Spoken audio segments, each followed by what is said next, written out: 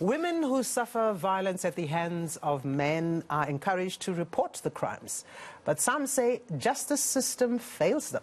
Civil organizations are calling for harsher punishments for those found guilty. To discuss this further, we are joined by legal expert Tyrone Maseko, the Commission for Gender Equality, Tamara, Mathebula, and Code Red Feminists. And a very good afternoon, and thank you all for joining me this afternoon.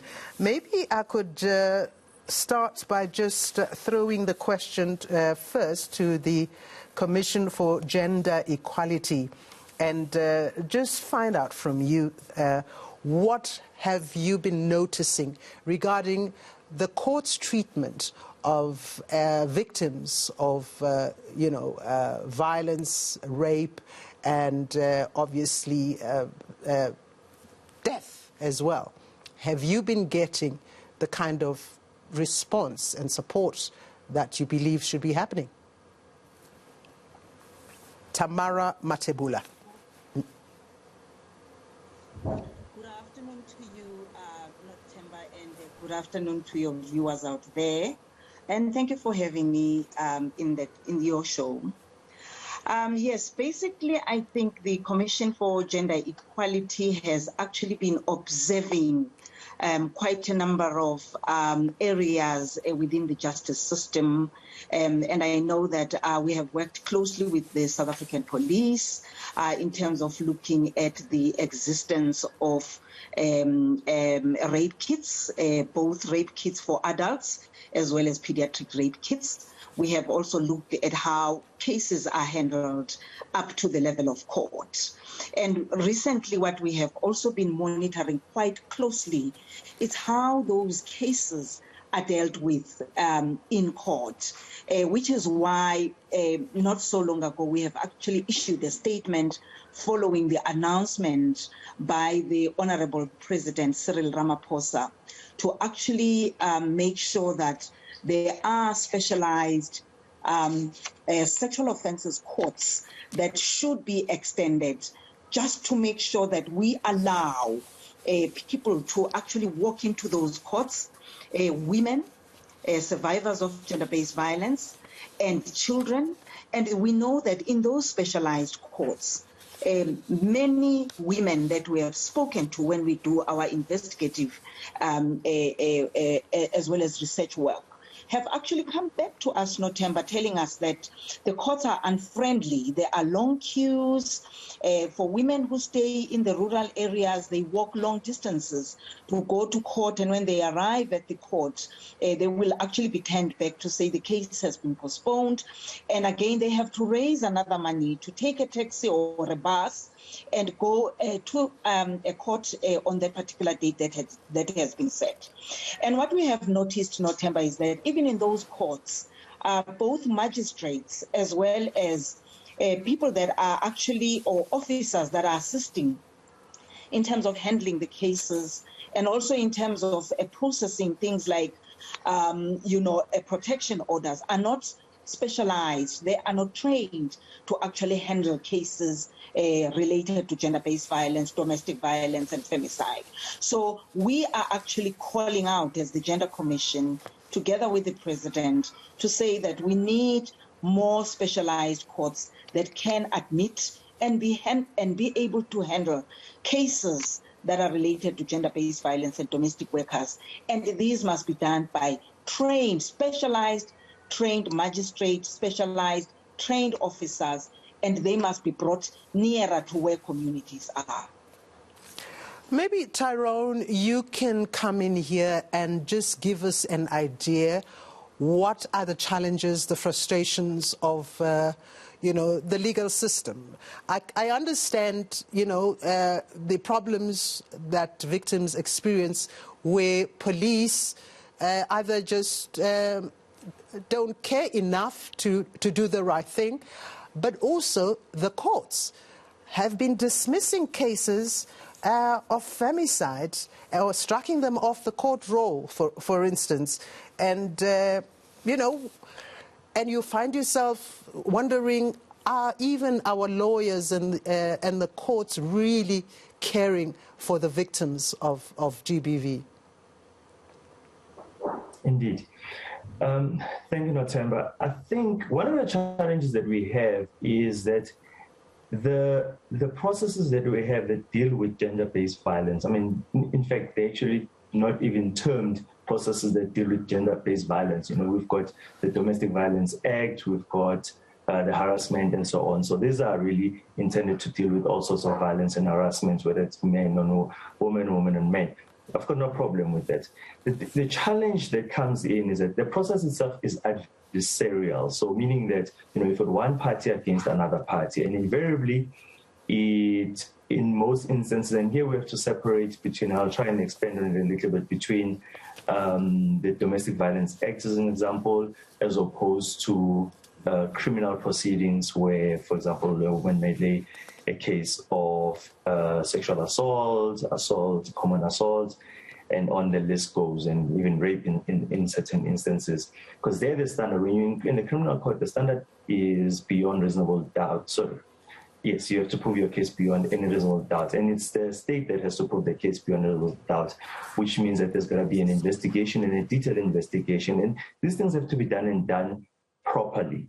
And the challenge is that with the capacity issues that the South African police face, you do start to get instances where there really isn't much interest in these matters. I mean, you can imagine if one officer has, in a week, more than 100 dockets to deal with, how much time are they going to dedicate to each specific case? And the next week, there are more cases. So what ends up happening is they just deal with these matters almost, you know, just, well, that's what I have to do, that's the work. And so we're just repeatedly doing things without really paying much attention to individual cases. Now, having said that, and quickly, just to deal with the process. So our legislature then acknowledged this problem. You know, what they did is they enacted the Domestic Violence Act, which is actually intended to target exactly this kind of behavior, well, at the very least in a domestic setting. And there are other legislation that do exactly the same problem outside of a domestic setting, very similar provisions. But the problem there is exactly what my friend has just alluded to from the Gender Commission, is that the challenge there is, one, that there are so many matters. It's removed from society. People have to travel a long way. These matters get postponed. The process is simply that, you know, you go there, you lodge a complaint against party B. You then provided with an interim order, and that interim order basically allows you to take it. It still has to be served on the person who perpetrated the domestic violence when you're dealing with domestic violence. So let's use domestic violence as an example here. So in a home setting, it has to be served on them, and nothing can be done until it has been served on them. Again, on this principle of all parties are entitled to know the case against them and to represent themselves and defend themselves in court, the Audi rule. Now, until then, nothing can be done, and that's where the challenge comes, because at that point, you've got a date in 2-3 weeks' time in which you have to appear in court. You still have to ensure that this document has actually been served on the other side so that they can appear in court and give their explanation as to what happened. Sometimes are not there, and you actually have to go to the police. You can use the sheriff, but that process is expensive. It's not only expensive, it just takes so long, and it's very traumatizing on the victims. I'd like to bring in our representative from Code Red Feminists. Good afternoon. Maybe you could start by just telling us what Code Red Feminists actually is, and what do you do for women and victims of GBV? Thank you so much for inviting me to the show. I would like to start off by just saying a few things about the origins of Code Red Feminist Group. We actually came into being after the July riots in KwaZulu-Natal and in Gauteng. Now, those riots may have been instigated, but our concern in Code Red is that the government, the state saw it as a law and order situation. And we were so distressed to hear that the state actually had a project called Operation Show the Receipt, and sent both the SAPS and SANDF to poor homes to recover the basic necessities of food and so on, survival items, because they were looted. Now, we felt that we need a feminist analysis of this situation. And we see this kind of activity, as well as the widely prevalent gender-based violence, as a result of leadership which is steeped in patriarchy.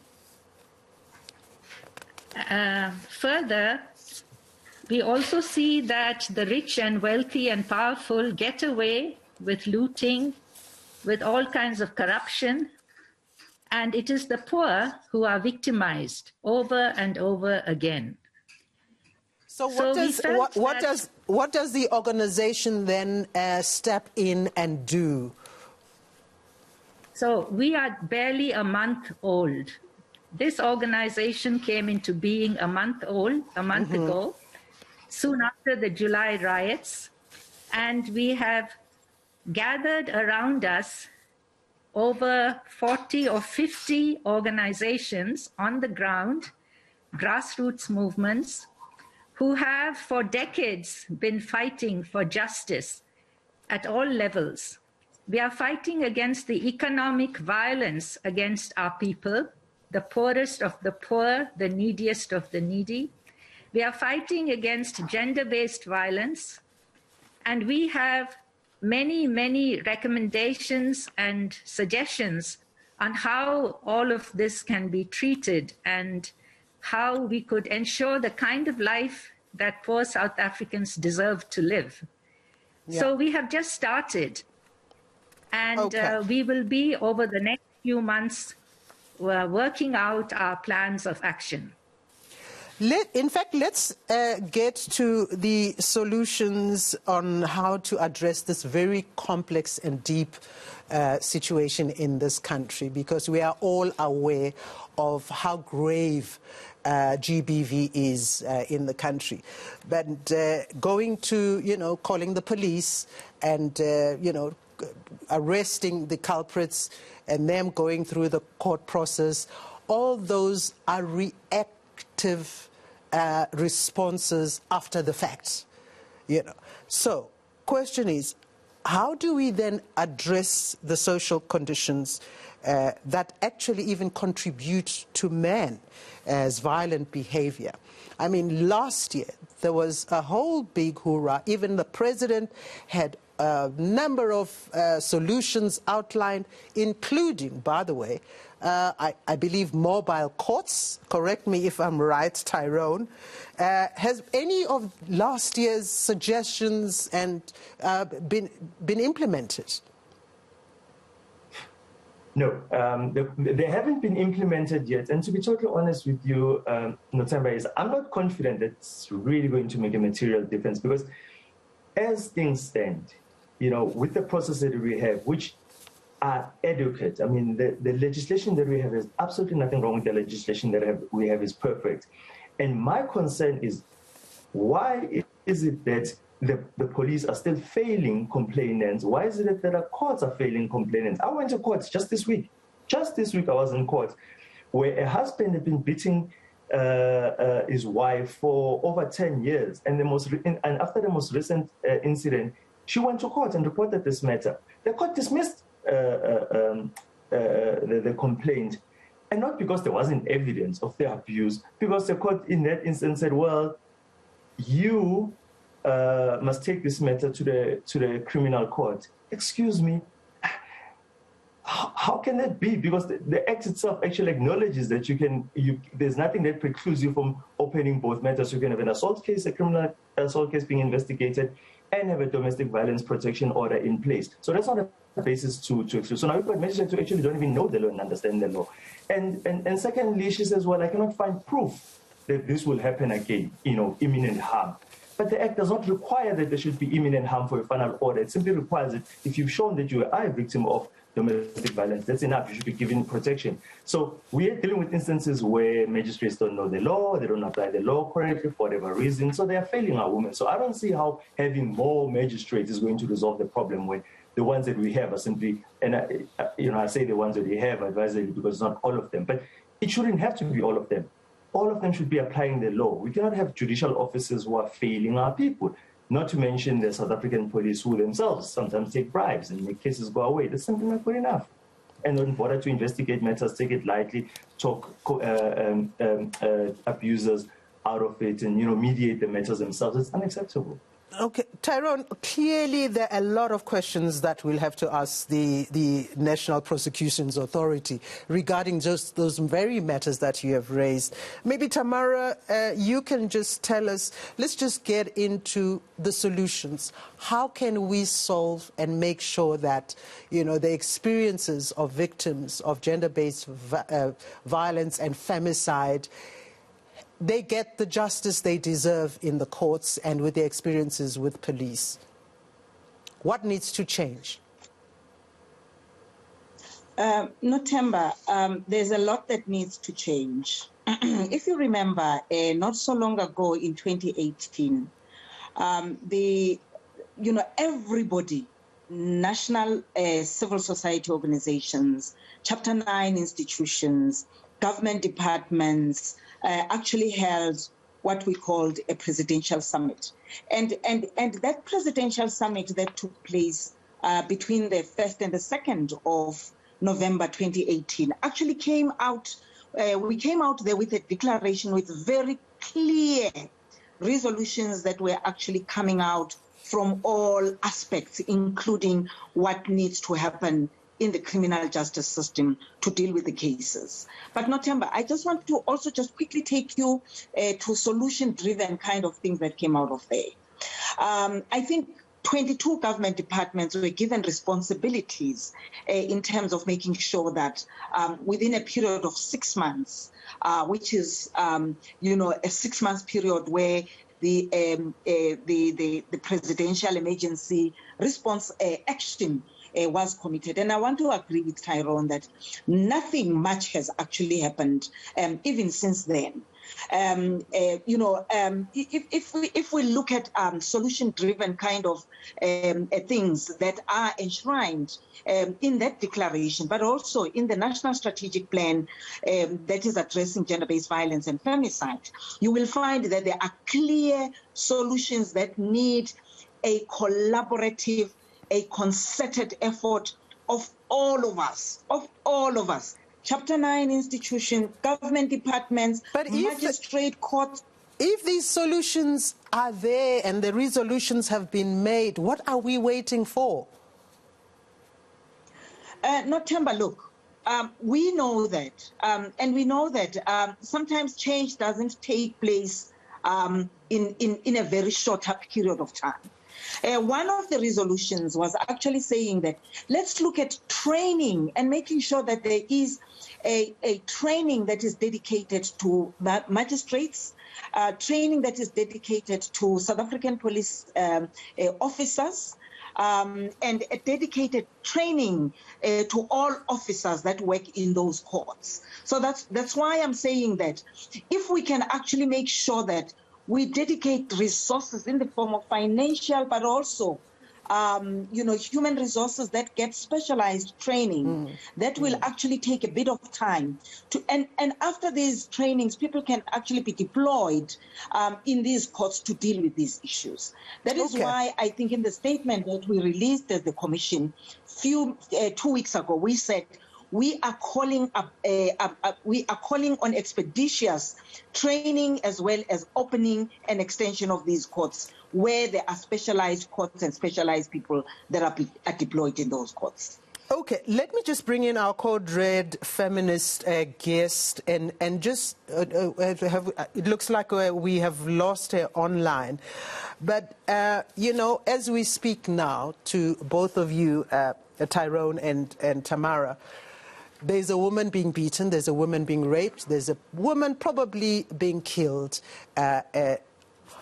You know, are holding positions that are leading the fight against Tyrone as a legal expert protecting women who are victims. And the Gender Commission is there to also give guidance and policies around this. What can you tell these women who are watching now and who are like, where do I go? How do I do? Where do I get justice? Will I live tomorrow? If I may, you know, I just wanted to say something about what Tamara just said about training. You know, it sounds right, and that's what should happen. People have to be trained. But the concern that I have is how are we getting to a position and a point at which we appoint people to senior positions to deal with certain things when they are either not qualified or where they are qualified, are simply not able to do their job. How does that happen? I fail to understand that. I just cannot understand it. And then we say, well, we've put you in this position. We've asked you to make these important decisions that affect people's lives. And now, well, you've messed it up. And now we say, well, we want to train you. That to me makes absolutely no sense. We're putting the cart before the horse, shouldn't we first make sure that people are ready to dispense justice and to protect women's rights and their bodily integrity, and to do the right thing first and not to fail them, and then we go back and treat those people as victims to say, well, let's train you. I just simply don't understand it. But what can we do?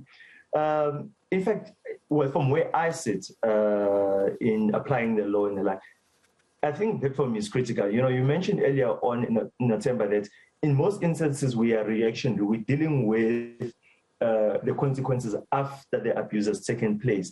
And I sympathize and I completely understand how it is. You know, I can't remember, I think it was Professor Mamokezi from UCT was speaking this week and saying the police cannot be in every single household, and they shouldn't be, to ensure that this does not happen. That's fair enough. There's no way that the police can be in every corner to ensure that people are not getting beat up and the like. That's not possible. But the question is, once the abuse has happened, surely there is, and it has been reported. Some of the abuses does not get reported, but once it has been reported, there's absolutely no excuse for the law to fail our women and children. We have run out of time, Tyrone, sadly, and I just want your last word on this, Tamara Mathebula, as we close, and just give us some hope and positivity in that there is something we can look forward to. Are we supposed to hold the president, the government accountable? Who are we supposed to hold accountable for the non-action of this, GBV that has been going on for years? November, we need to hold, first and foremost, government into account. Look, we have those legislation, the 3 bills that are before Parliament. So we are calling upon the speedy implementation of those bills. I think that's the first and the foremost. The second thing that we need to do is to make sure that we hold ourselves accountable. Because sometimes as women and as men who are abused equally, sometimes we don't begin to identify signs ourselves, because there are always early warning signs. We need to identify those signs. We need to report them. We need to talk to somebody. We need to actually get out and go and get help. Yeah, it doesn't help us to say that it's okay, it's going to be okay, I'm going to stay here, my children need me. So identify the early signs, especially in the intimate partner violence. You can see those signs, they are always there. So help yourself first, help your children, and help your family in terms of identifying, but report. And when you have reported, make sure that you follow up. And if your case is not taken seriously, go to Chapter 9 institutions like the Commission for Gender Equality and lodge a formal complaint, so that even if your case has been thrown out of court, we can actually assist you in terms of putting the case back to court and making sure that we are friends of the court in terms of making sure that that case is dealt with to the latter. Thank you very much.